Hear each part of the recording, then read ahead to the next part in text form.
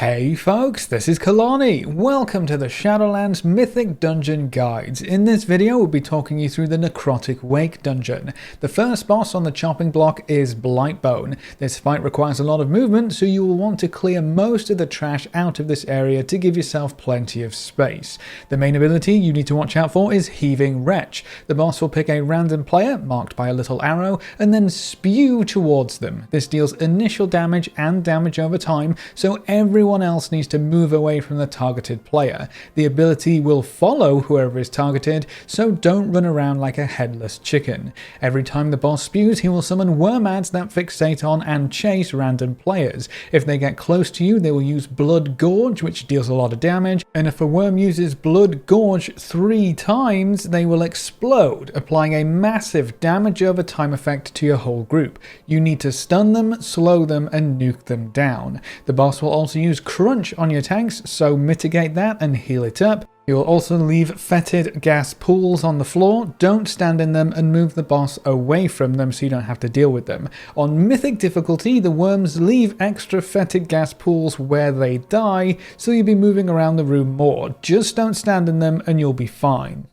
The second boss for this dungeon is Amarth the Harvester. The big ability for this boss is Land of the Dead. He will summon various skeletal minions. You need to kill them as quickly as you can. On Mythic Difficulty, the mages will cast Frostbolt Volley, which you'll want to interrupt because that does a lot of damage. When the boss casts Final Harvest, any ad left alive will explode, dealing massive damage to your group, so you need to kill them all before Final Harvest. If all the ads are dead, an explosion will happen around their body, the big green swirls. Avoid them and you won't take any damage whatsoever. On Mythic Difficulty, the boss will gain stacks of Tormenting Echoes for each dead ad or player when Final Harvest ends. This deals increasing damage over time, so you do need to kill the boss quickly. The boss will also use Necrotic Breath. He'll face a random direction and start breathing in a straight line while rotating slowly. Just don't stand in front of his breath and you'll be golden. He will also use Unholy Frenzy, increasing his attack speed. Dispel this with an Enrage remove spell or just use a tank cooldown. Necrotic Bolt deals damage to random players. Interrupt it when you can, and this boss shouldn't be too much of an issue. And then we come to the third boss, Surgeon Stitchflesh. This boss will start the fight up on his special platform, and while he is up there, he cannot be damaged, so we'll just have to drag him down.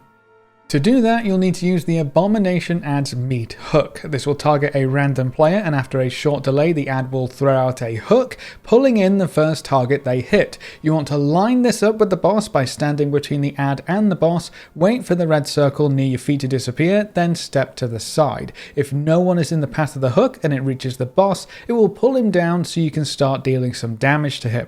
While the boss is safe up on his platform, he will summon more Abomination Ads. You'll want to ensure you don't have more than one Abomination up at a time, because they deal constant AoE damage that increases the longer they are alive. It's super important to grip the boss down as quickly as possible to prevent him from summoning too many ads. Each ad will also use Mutilate on your tank, dealing a bunch of damage, so use your cooldowns and keep that tank alive. The boss will also use Stitch Needle, which applies a bleed to random players.